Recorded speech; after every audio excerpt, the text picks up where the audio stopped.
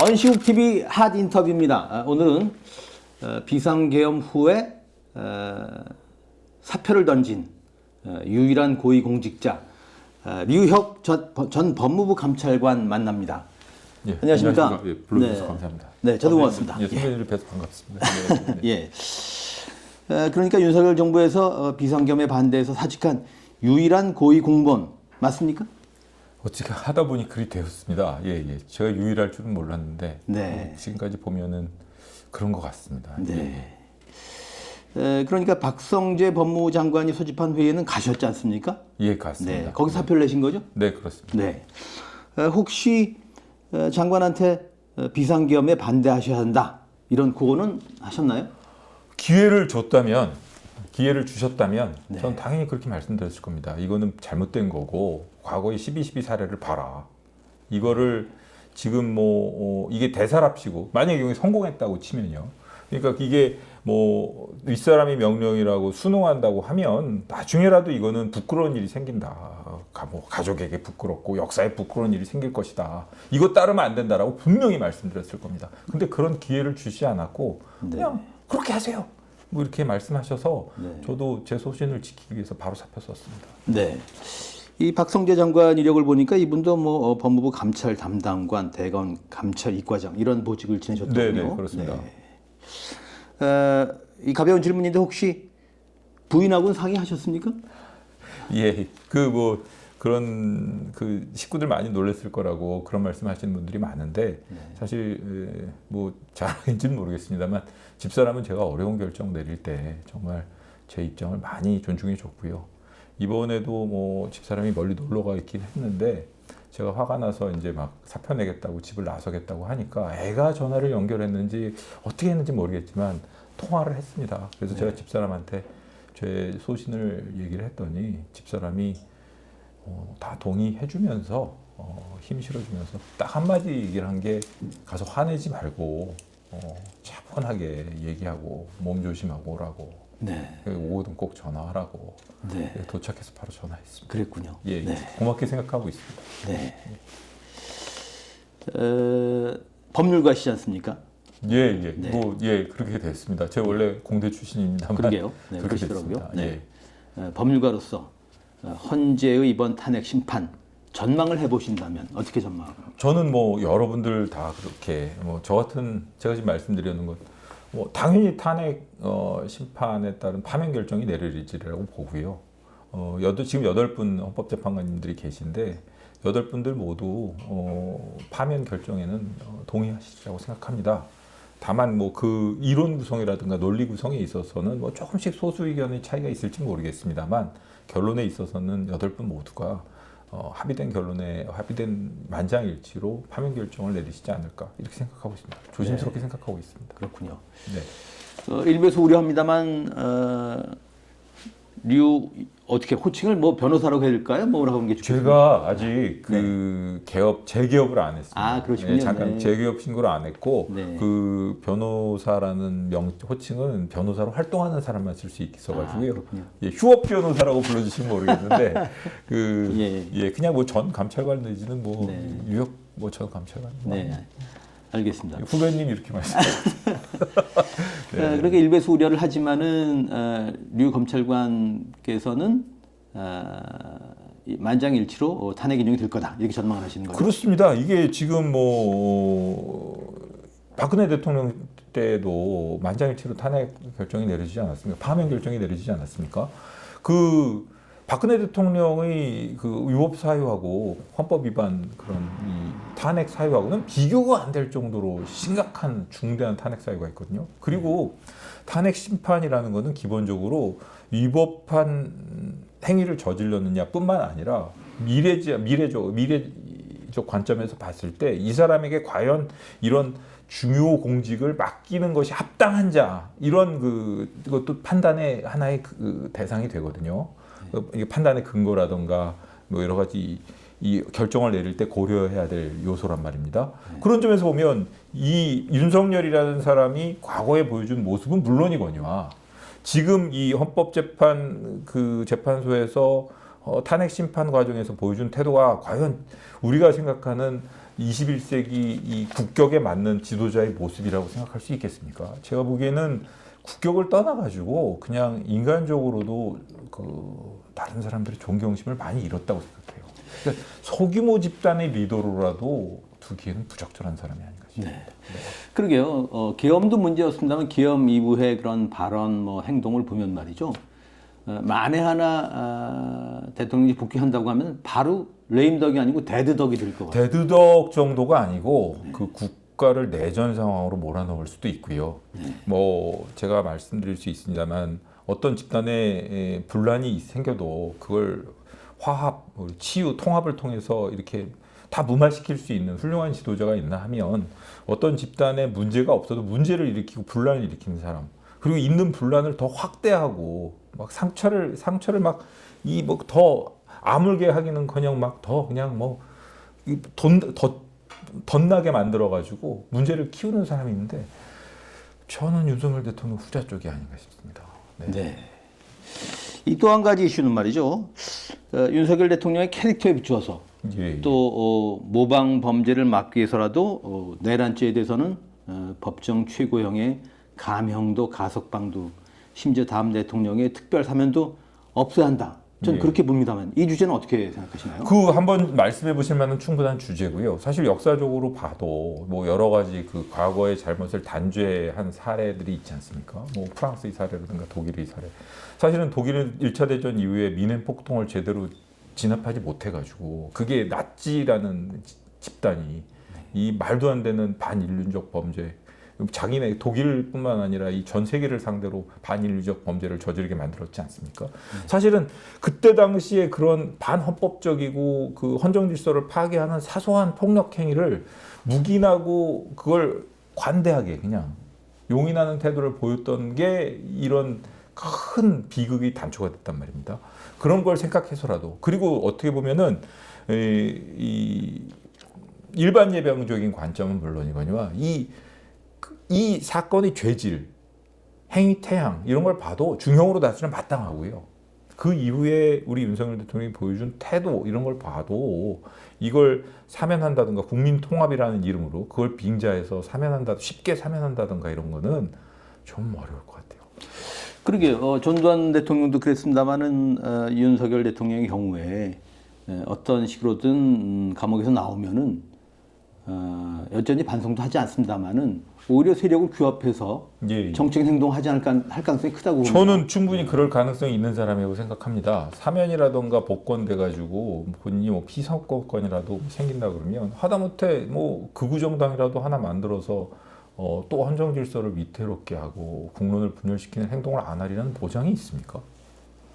저는 확실하게 본인이 반성했다라는 모습을 보여준다 하더라도 가석방을 넘어서는, 가석방이야 모든 뭐 피고인 뭐 수용자들에게 동일하게 부여되는 기회니까 그렇다 치고 가석방을 넘어서 사면이라던가 뭐 복권이라는 거는 아주 좀 신중하게 해야 될 필요가 신중하게 고민해야 될 필요가 있어 보이고요. 사실 이권을 떠나서라도 대통령이 사면권이 뭔가 문제가 있고 그 대통령의 사면권 행사로 인해서 국민들이 이 사법 질서로 인한 사법 제도를 통한 일종의 응징이라든가 응벌이 그냥 이 형식적인 것이고 언제든지 정치적인 세력에 의해서 무력화될 수 있다는 걸 알고 이렇게 됐는데 아마 이번에 그 법경식 태도, 그러니까 그 서부지법 난동 사태라든가 이런 거에 단초도 조그만 원인이 되지 않았을까요? 그런 이번 쉬운 사면권의 단발 이런 것도 하나의 그 지금과 같은 막 이 불복 프레임을 만들어 가려는 일부 불순한 세력들에게 뭔가 뭐 좀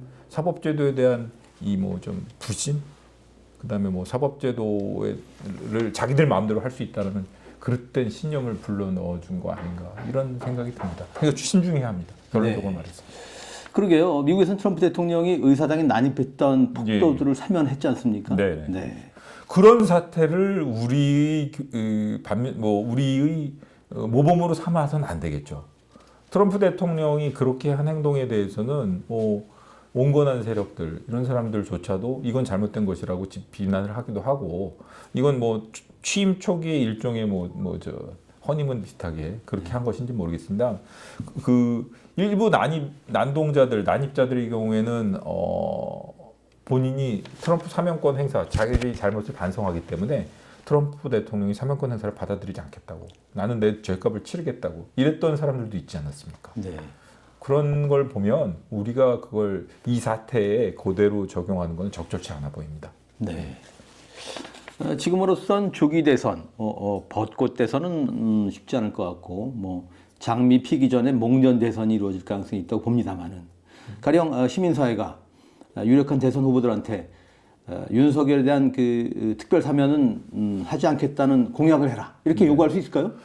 그 공약을 하라는 뭐 요구를 할 수도 있겠지만 최소한 이 이슈에 대한 지금 말씀하신 윤석열 대통령이 나중에 유죄 확정이 됐을 때 그에 대한 사면권 행사라는 이 이슈에 대한 입장이 어떻게 되는지 그걸 분명히 물어봐야 된다고 생각합니다. 네. 그리고 그 입장을 명확한 입장을 밝히도록 하고 뭐 입장을 유보한다던가 혹은 뭐 입장 불분명한 태도를 보인다던가 이런다고 하면 명확한 입장이 무엇인지를 밝히라고 해야 될 것이고, 그거 역시 유권자가 차기 대통령을 선택하는데 하나의 판단적 근거가 되지 않겠습니까? 그러네요. 그러니까 적어도 대선 후보 토론에서 언론이 네. 집요하게 물어봐야겠네요. 예, 그렇습니다. 예. 전 그렇게 해야 된다고 봅니다.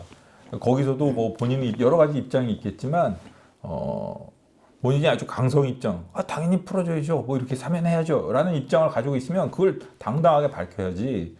그리고 또 아니면 뭐 그러건 안 됩니다 라고 그런 입장을 확실하게 밝히도록 요구를 해야 된다고 생각합니다. 예. 흔히 공무원은 영혼이 없다는 그런 얘기를 이제 하지 않습니까? 네네. 비상계엄과 관련한 대통령의 지시는 분명히 부당한 지시, 부당한 명령이었다고 봅니다. 예. 그런데 왜 공직사회가 이 부당한 명령에 따랐고 왜 그 공무원들은 부당한 명령에 약하다고 보세요? 그게 이제 공직사회, 저도 이제 그 점에 대해서 여러 가지 질문들을 하신 분들이 있고 저도 고민을 많이 해봤습니다. 사실 공직사회, 이게 우리 공직사회의 문제일 수도 있고요. 크게 봐서는 우리 사회 자체의 분위기 문제일 수도 있어 보입니다. 사실 공직사회 같은 경우에는 기본적으로 위에서 주어지는 명령 자체가 부적법한 경우는 거의 없지 않습니까? 통상적으로 수행하는 업무가 뭐 A, B, C, D 이렇게 있을 때 대부분의 경우에 뭐 윗사람의 의견에 동의하지 않더라도 그거는 어느 정도는 재량 범위 내에서 이루어지는 것이기 때문에 그게 합리적인 의사결정이든 아니든 간에, 그리고 공직자라는 분위기는 기본적으로 위에서 주어진 명령을 충실하게 수행하고 그걸 얼마나 큰 성과를 거두느냐 이런 식으로 갖춰져 있는 시스템이지 않습니까?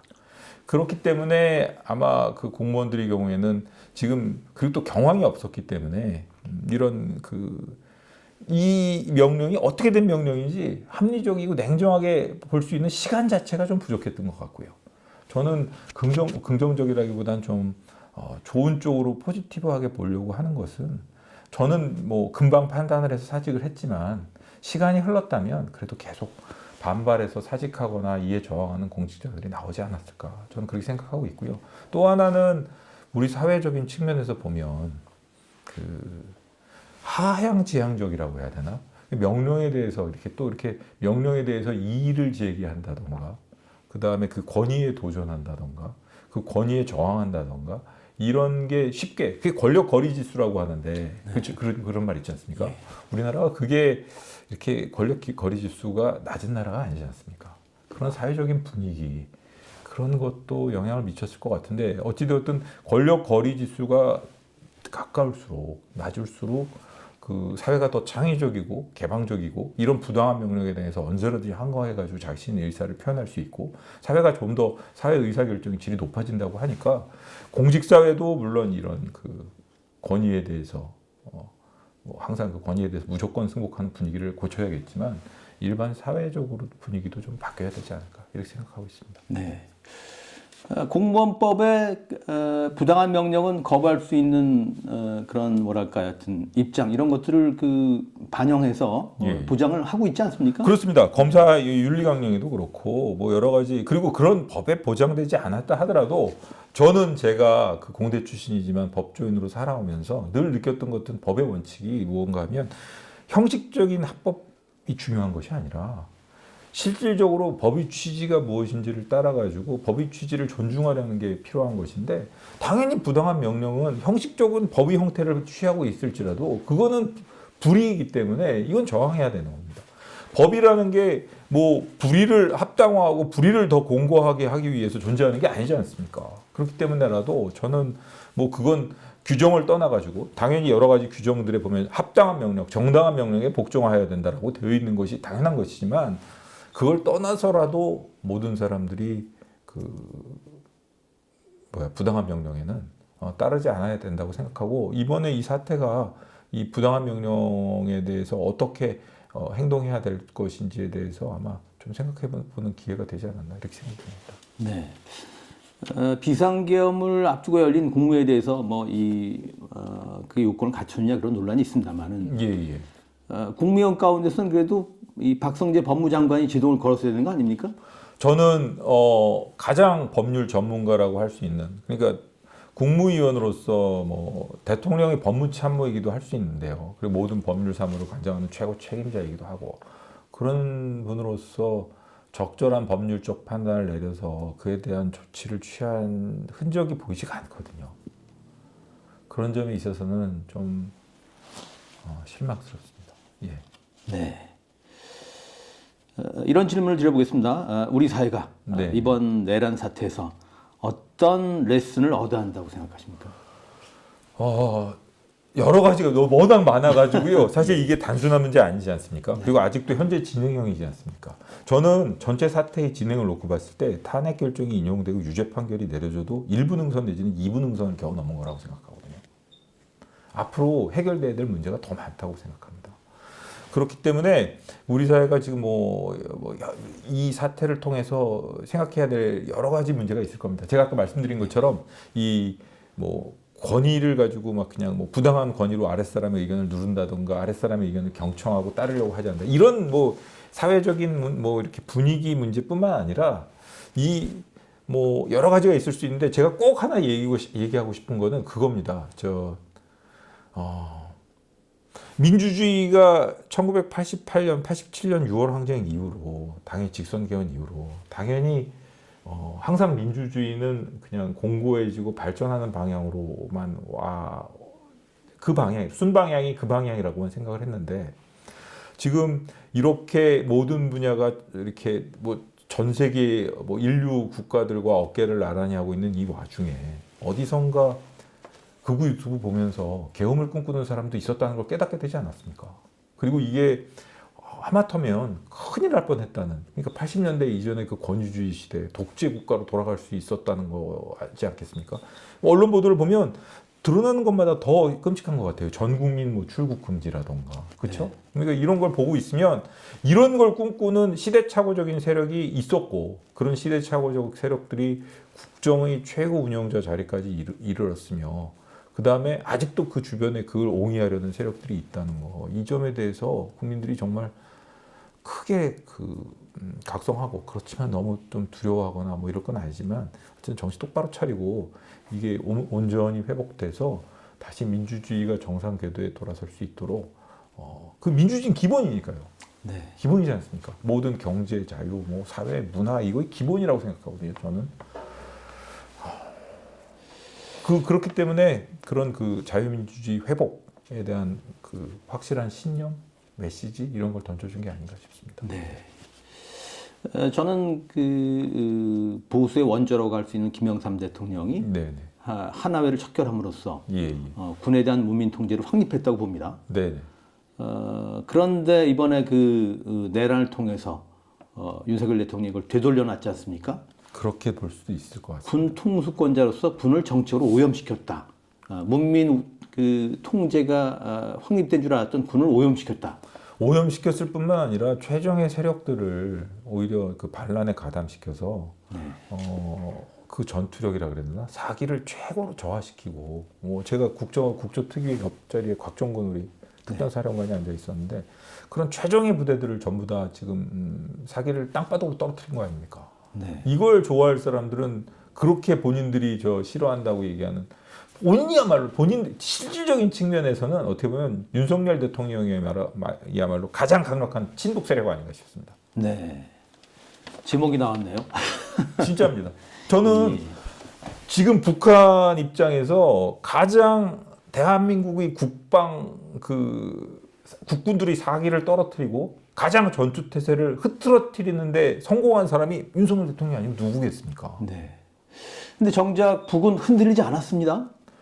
그게 저도 뭐 흔들리지 않았다기보다는 지금 나름대로의 입장이 있어서 뭐 네. 우크라이나 파병이라던가 그리고 북한도 놀라지 않았을까 하는 생각도 들고요. 저는 뭐 그냥 어쨌든 이 인터뷰에서 말씀드리긴 그렇습니다만 이런 사태를 우리한테 유리하게 이용할 수 있는 방향도 있지 않을까 이런 생각도 해봤습니다. 네. 방법이 있겠다 이런 생각도 듭니다. 네. 이미 벌어진 일은 벌어진 일이고 정말 전화위복을 삼아야 되지 않을까 네. 그런 생각을 하게 됩니다.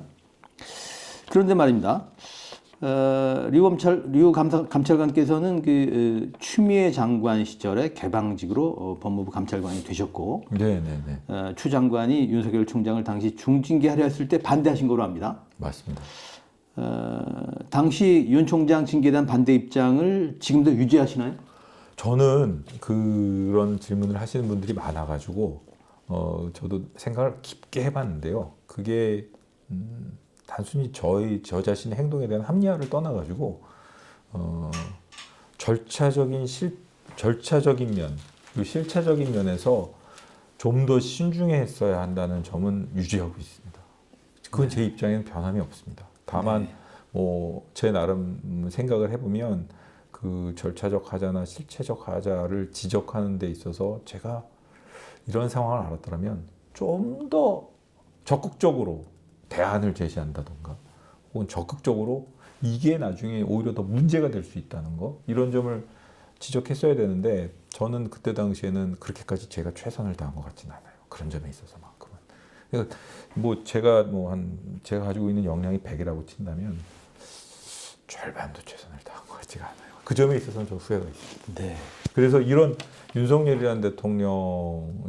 대통령이라는 말 자체가 안 나오도록 했어야 되는데 제가 무슨 점장이도 아니고 미래를 내다볼 수 있는 능력도 아니고 저는 다만 그때 당시에 생각했던 거는 절차적 실체적 하자가 분명히 있고 그런 절차적 실체적인 면에 있어서 좀 더 신중하게 접근을 해서 이 문제를 좀 원만하게 해결할 수 있어야 한다라는 입장에서는 변함이 없습니다. 네. 뭐 역사의 가정이란 없지만 만일 당시에 류 감찰관께서 법무장관이었다면 그럼 어떻게 그 문제를 푸셨을 것 같아요? 저는 어떻게든 윤석열 대통령이 거의 없는 사람 취급했을 것 같아요.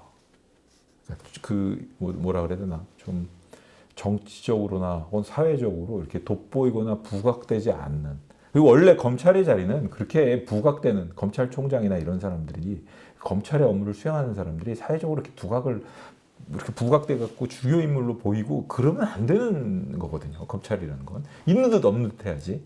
그러니까 그 제자리를 찾아갈 수 있도록 했을 것 같습니다. 그러니까 너무 뭐 각광받지도 않고 그렇다고 해서 너무 무시되지도 않겠지만 그리고 분명히 잘못한 점은 있었거든요. 그게 절차적으로 실체적으로 그 정도까지 뭐 이르렀는지 모르겠지만 본인의 행동이 좀 뭔가 잘못된 게 있었는데 그 점을 냉정하게 지적해가지고 그걸 마치 자기가 탄압받고 있는 듯한 이미지로 활용하지 못하도록 좀 완급을 조절했을 것 같습니다. 네. 제 생각에는. 그래서 조용히 임기를 마치고 퇴임하도록 했겠죠. 네. 좀 그렇게 생각합니다. 그래서 여쭤보는데 문재인 대통령은 그 윤 총장의 그 임기를 존중했습니다만 그러나 그 일부에서는 그 당시에 임기의 총장도 대통령을 얼마든지 퇴진시킬 수 있다. 뭐 이런 얘기들도 하거든요. 예, 그때 뭐 그렇게 생각하시는 분들이 많았고 그 다음에 임기제 총장의 경우에도 여러 가지죠. 사실 총장의 직분을 수행하는 데 있어서 국정 최고 책임자인 대통령의 신뢰라든가 이런 건 중요하거든요. 그렇기 때문에 그런 신임이 없어졌다고 했을 때 이제 뭐 여러 가지 방법으로 메시지를 줘가지고 퇴진케 할 수 있는 방법도 있었을 것 같은데 이미 추미애 장관하고 법무부하고 이렇게 이 윤석열 총장하고 이렇게 대립 관계에 섰을 때는 그 선을 넘어섰던 것 같습니다. 그리고 윤석열 대통령이 총장 됐던 초기에 그 인사 파동이라든가 여러 가지를 놓고 보면 이미 본인들은 부정을 할지 모르겠지만 뭐 이게 정치 세력화 됐다라고까지 얘기하는 거는 뭐 어쩔지 모르겠습니다만 그 윤석열 대통령을 비롯한 그 주변 사람들이 그게 검찰 조직의 옹호를 넘어서 가지고 그 집단이라 그래야 되나? 그 집단이 옹호에 똘똘 뭉친 건 맞거든요. 사실 윤석열 대통령이 그 징계파동 사태가 나기 직전까지는 말이죠. 그 검찰 내에서도 윤석열 대통령 파가 소수였어요. 근데 그 징계 사태를 토대로 하면서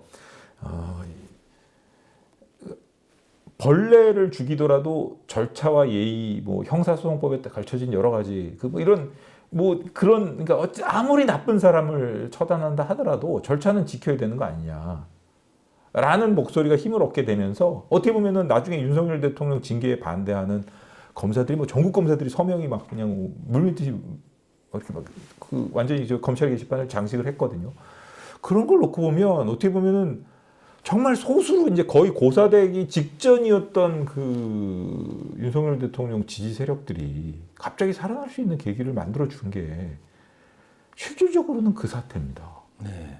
그리고 검찰 구성원 전체가 아닌 건 아니잖아? 라고 얘기하는 윤석열 대통령이 이제 와서 지금 놓고 보면은 그 정도로 검찰의 가치를 상징하는 인물이 아니라는 거는 명확한 것 같은데 마치 검찰의 가치, 정의, 공정과 상식의 아이콘인 것처럼 자기가 행사할 수 있는 기회를 준 거 아닙니까?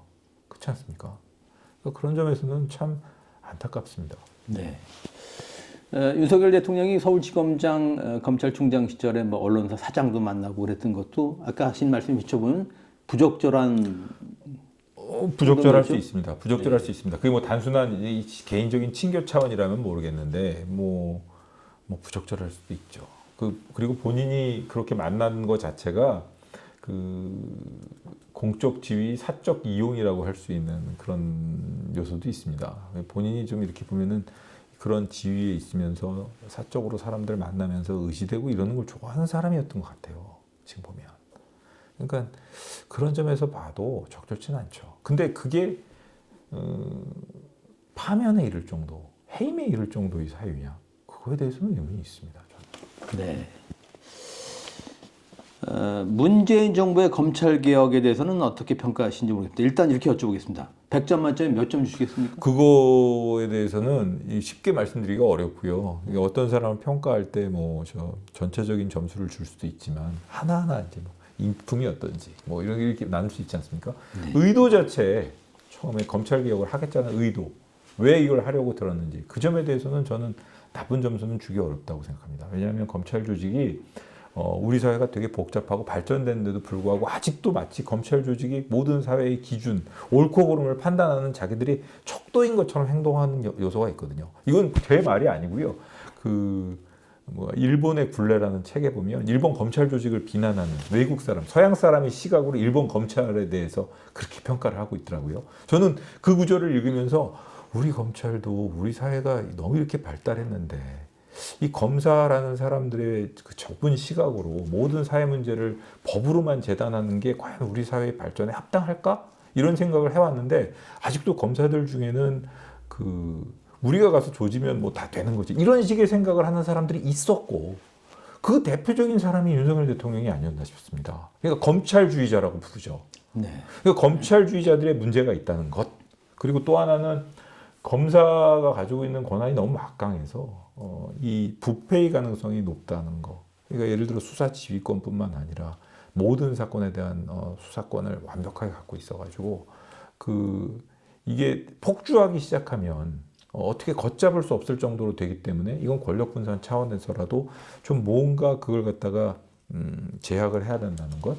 이런 점에 있어서는 그런 동기에 있어서는 저도 동의합니다. 네. 근데 그거를 공수처의 신설, 이번에 수사권 뭐 이렇게 논란으로도 보면 공수처의 신설이라던가 검찰에 대한 수사권을 아예 직접 수사권을 전면 박탈하면 박탈하고 수사 지휘권을 통해서 경찰의 폭주를 제어한다던가 이런 적절한 논리가 아니라 일부 수사권도 살려뒀지 않습니까? 네.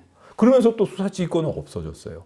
이 결론에 있어서는 어떻게 됐냐면 수사는 갈수록 지연되고 아무도 책임지지 않고 저는 이제 검사를 관뒀고 제가 무슨 피해를 당했거나 했을 때 제 사건이 바로 해결이 안 돼요.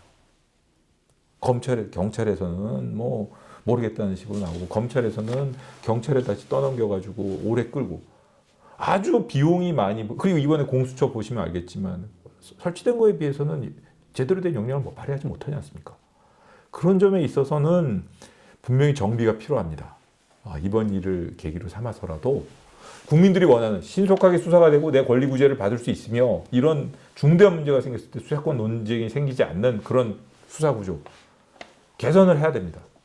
또 뜯어고치고 완전히 또 뭐 이런 식으로 하자는 것이 아니고 뭔가 개선을 해야 돼요. 그런데 문정부가 검찰 개혁을 하는 과정에서 네. 임기 초에는 그 이른바 그 적폐청산을 하느라고 특수부를 오히려 그 키우지 않았습니까? 조직도 키우고. 그렇습니다. 그렇습니다. 이게 자기 모순 아닙니까? 모순이고요. 이게 일반 국민들은 잘 모르시는데 그때 당시에 이제 그 특수부 사건 막 이런 거에 치중하면서 뭐 신문을 뭐 그냥 맨날 크게 적폐청산 사건들이 장식을 하는데 그 중에 일부는 무죄도 나지 않았습니까? 그렇죠. 사법 뭐 여러 가지 무죄도 났습니다. 그 정도로 무리하게 기소를 했다는 얘기예요. 국민들의 박수. 그 사람들이 그런 그 재판을 받는 과정에서 뭐 고생한 것도 그렇지만 지금 검찰의 인력 구조 자체도 지금 직접 수사 그러니까 그 수사 개시를 할 수 있는 범위는 되게 좁아졌거든요. 그런데도 불구하고 모든 역량을 그 분야에 집중하고 있단 말입니다.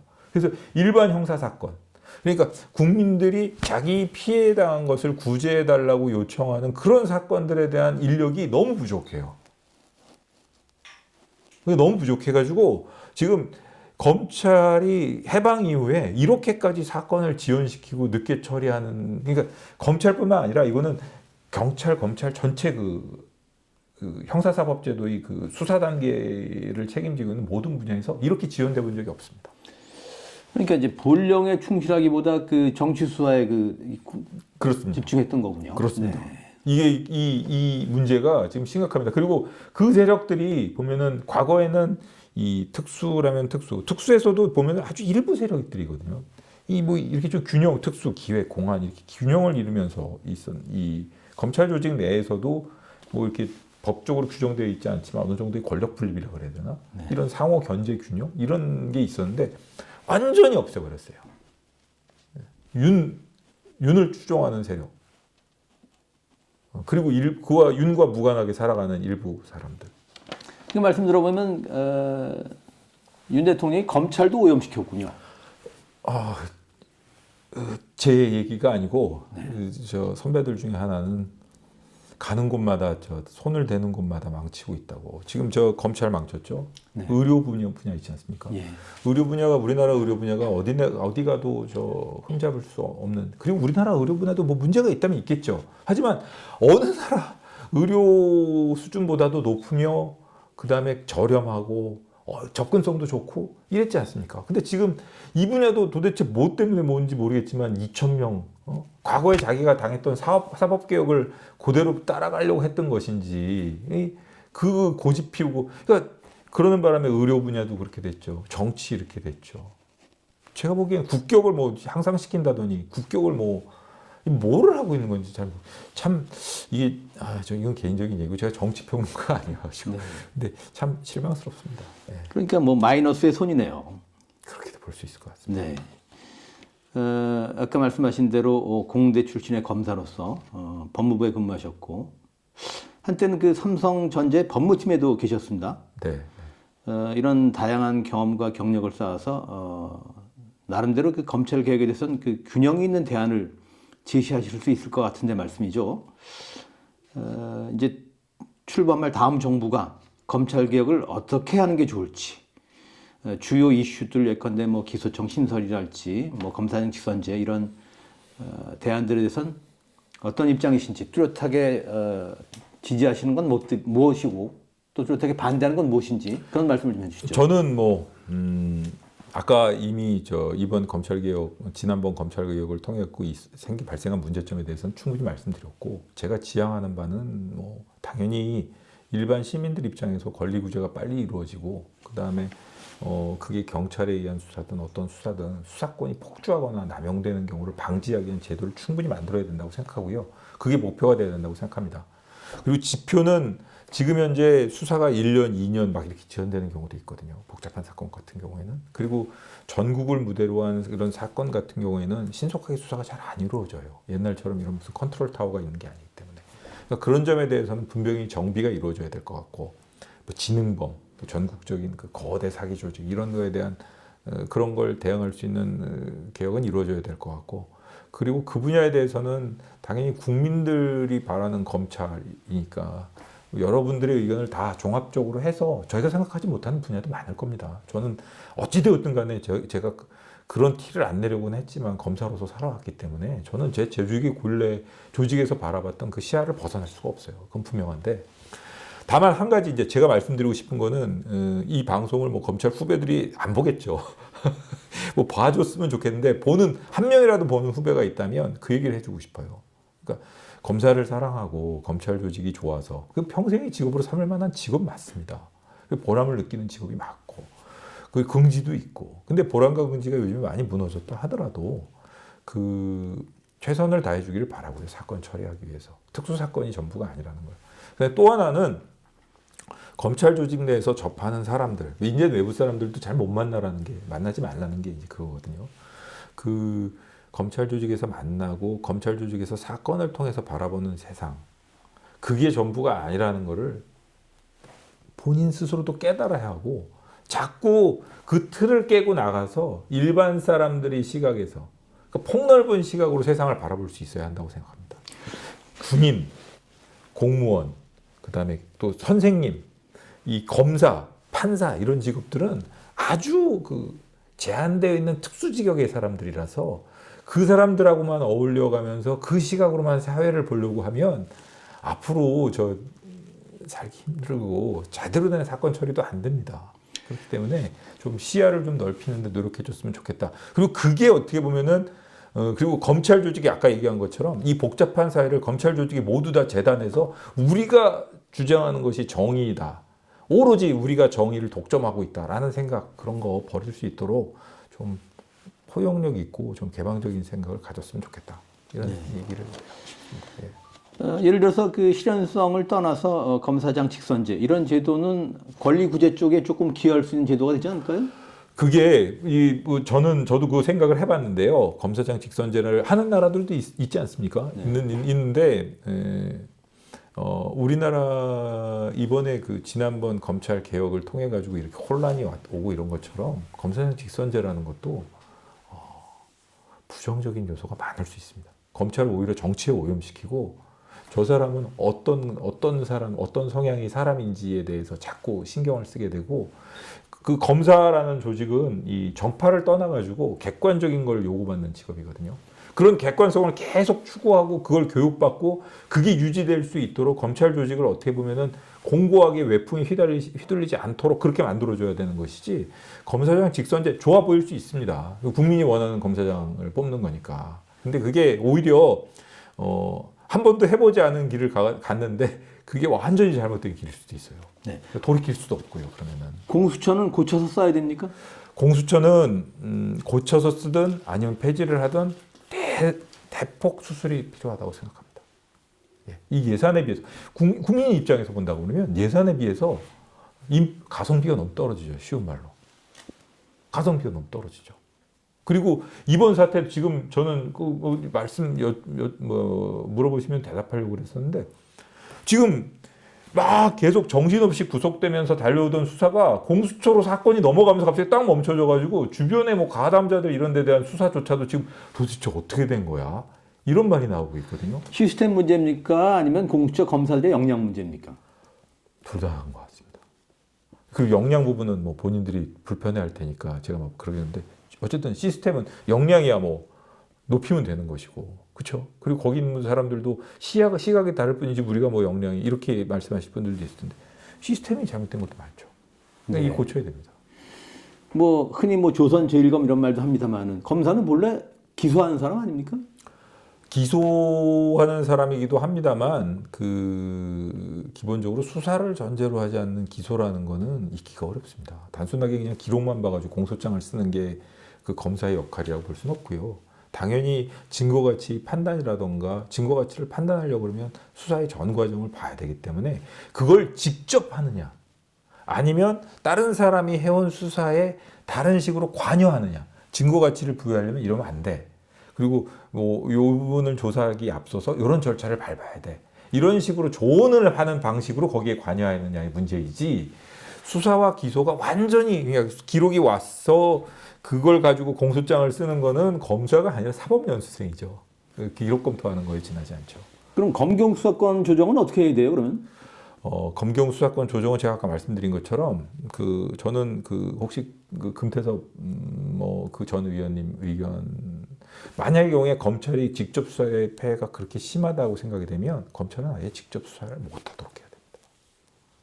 그리고 오히려 물러나서 직접 수사를 하는 각 수사기관을 정확하게 적법 절차에 어긋나지 않고 신속하게 수사할 수 있도록 오로지 지휘하는 기관으로 남아 있어야 합니다. 자기가 직접 수사를 하면 말이죠. 저도 직접 수사를 해봤지만 객관성을 유지하기 힘들어요. 저 바깥에 있는 저쪽에 있는 사람을 오로지 적으로만 보게 되거든요. 그리고 내가 꺾어야 될 사람.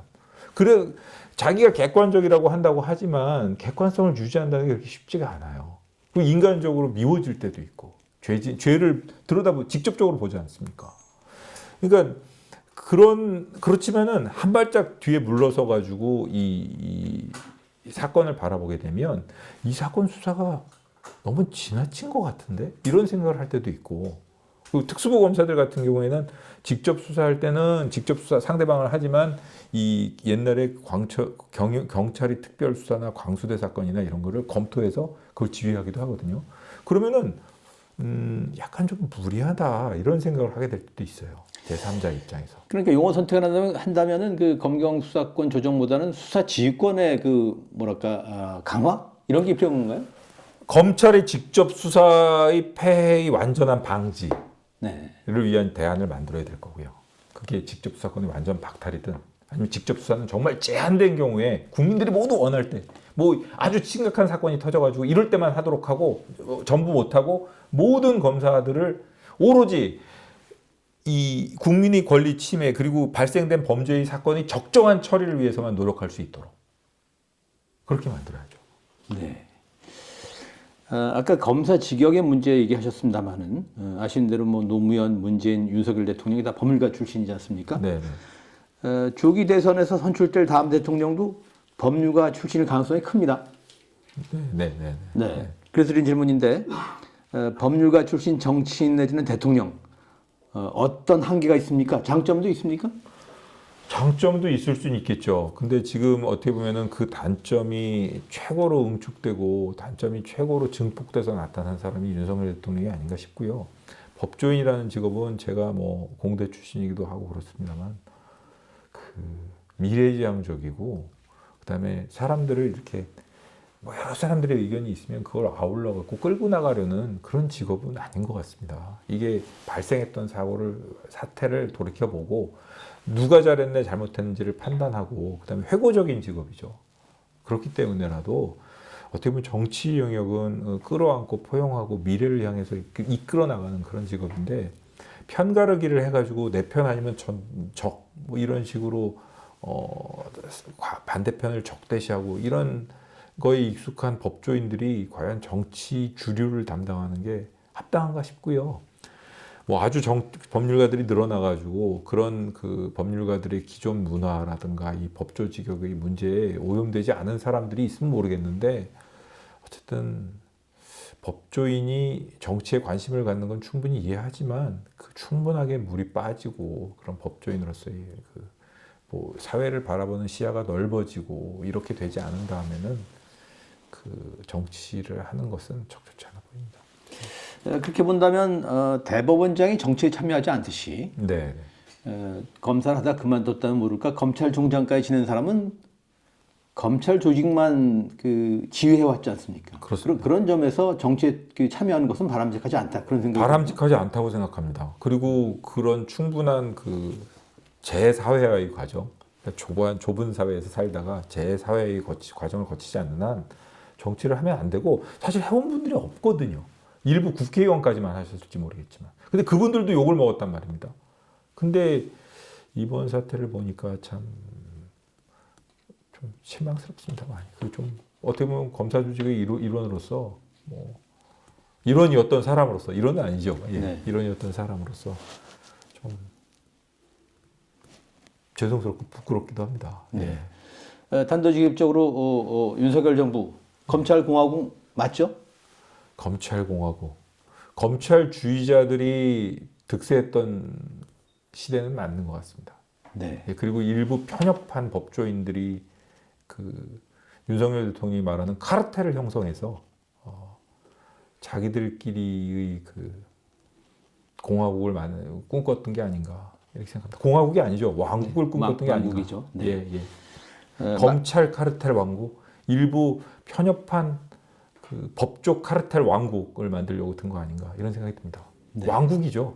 윤석열 대통령이 그날 그 대국민 담화를 할 때 의자 빼주고 거기에 앉는 모습, 그리고 나서 국민들을 상대로 계엄을 설득한 게 아니지 않습니까? 네. 이 계엄을 할 필요성을 설득한 게 아니라 너희들은 계엄을 따라야 돼.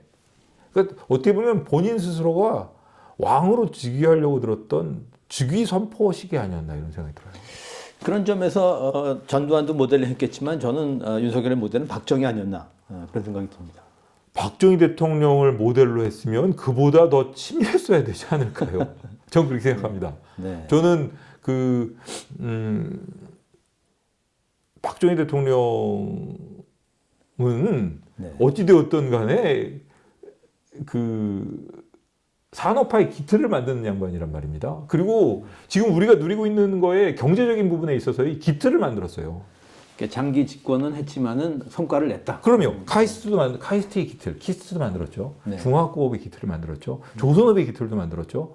뭐 방위산업의 기틀도 만들었죠. 오늘날 뭐 여러 가지 그 뭐 전투기도 만들고 이런다는 것들이 다 기틀이 그때 만들어진 거란 말입니다. 반도체 조립 공정도 처음 시작했는 70년대예요. 이 사람은 기본적으로 정치인의 마인드라기보단 공대생의 마인드가 아니었나 싶습니다. 물론 정치적으로는 대실패죠. 나중에 자기 부하한테 암살당했으니까 대실패죠. 근데 이런 그 발끝도 못 따라갈 사람인 것 같은데요. 네. 어디 전두환 대통령도 정말 저는 학교 다닐 때부터도 싫어했지만 뭐 싫어했다기보다는 이 좀 문제가 있는 사람이라고 생각했지만 전두환 대통령하고도 비교가 안 되지 않습니까? 아니 집권의 모델을 뭐 그렇게 취했을 것 같다는 말씀. 집권의 모델이요. 네. 집권의 모델은 자기 나름대로 잘못 이해했겠죠. 잘못 이해해가지고 그렇게 했는지 모르겠지만 그 집권의 모델은 차라리 뭐 그 히틀러나 네. 이런 사람을 모델로 하지 않았을까요? 네. 네. 자, 마지막 질문입니다. 내란 평정 후 우리 사회를 어떻게 디자인해야 한다고 보십니까? 아유, 제가 그거는 이제 정말 솔직히 말씀드리면 제가 대답드리기에는 뭐 제 대답이 얼마나 의미가 있겠습니까? 제가 뭐 말씀드린 것처럼 이렇게 좁은 영역에서 살아온 그냥 이게 감찰관에 불과하기 때문에 말씀드리기는 좀 그런 것 같고 제 개인적인 의견은 그냥 말씀드리고 싶습니다. 뭐 계엄 이후 뭐 이런 것도 아니보다 저는 사회가 뭐 아까 좀 인터뷰 전에 잠깐 말씀드렸지만 우리 사회가 계속 발전해 왔다고 생각했거든요. 그리고 더 자유로워지고 창의로워지고 그리고 이 뭐 젊은 친구들 이런 친구들 뭐 이렇게 보면은 이렇게 정말 생각하지도 못했던 이런 창의적인 아이디어를 가지고 뭐 여러 가지 웹툰이라던가 유튜브 영역 이런 걸 뭐 그다음에 뭐 이렇게 그 정말 생각하지도 못했던 뭐 노벨 문학상 수상이라던가 이런 분야들이 있지 않았습니까? 네. 그런 걸 보면서 우리 사회가 발전한다고 생각했는데 그렇게 되지는 못한 것 같아요. 그것 때문에 참 마음이 아프고 이런 민주주의가 회복이 됐으면 좋겠고요. 앞으로 좀 더 자유롭고 좀 더 창의적이고 어떻게 보면은 그 대한민국 국민이라는 개념을 이 우리 민주주의 질서를 신봉하고 그다음에 이 대한민국이라는 영토 안에서 우리 모든 사람들이 행복하고 다양성을 좋아하고 존중하면서 살아갈 수 있는 걸 공감하는 모든 사람들이 행복하게 살아갈 수 있는 좀 뭐라 그래야 되나 좀 이렇게 즐겁고 이렇게 축제 같은 분위기에서 좀 활기차게 살아갈 수 있는 그런 활력을 되찾았으면 좋겠어요. 그러니까 보면은 참 그렇게 돼가고 있었던 것 같은데 어느 날 갑자기 웬 이 도대체 이미 돌아가신 분들이나 했을 생각을 해가지고 이 계엄을 선포했으니 사회 분위기도 좀 어두워지게 만들려고 하는 것 같고 이런 칙칙한 계엄이 어디 있습니까? 개인적이고 저는 네. 너무 싫습니다. 그래서 앞으로는 좀 홍대 앞 분위기 같은 네. 그런 나라가 되었으면 좋겠습니다. 네. 예, 고맙습니다. 예. 언슈 TV 핫 인터뷰 오늘은 윤석열의 비상계엄에 반대해서 유일하게 사표를 던졌던 고위공직자 류혁 전 법무부 감찰관 만났습니다. 고맙습니다. 이게